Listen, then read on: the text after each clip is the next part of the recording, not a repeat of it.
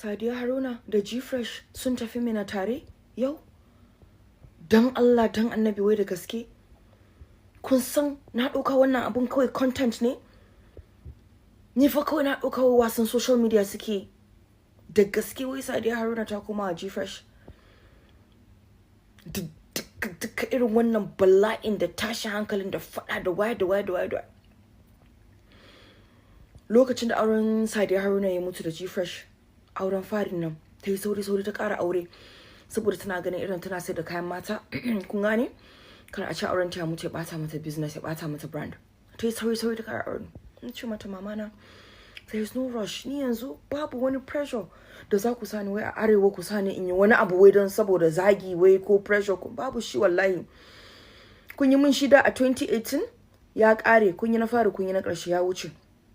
Ba wani pressure da zai sani wai yanzu G-Fresh da Sadiya Haruna, har Sadiya Haruna tana video a gidan G-Fresh. Ya Allah nan. Sadiya ba za ki bar zuciyanki ya huta ba? Heartbreak upon heartbreak upon heartbreak. Mama na ba za ki bar gindinki ya huta ba? There's no rush. In kika yi taking time, ni fa ku bani duk rashin jina fa a social media ne. Ba a gani na fa ido da ido. Bana zuwa biki, bana zuwa suna, bana zuwa party, bana zuwa club, bana zuwa duk wannan gantali ne ba a gani na. Balle ma namiji ya ce muku ya gani da ido, balle ya ce muku ma ya kwana da ni.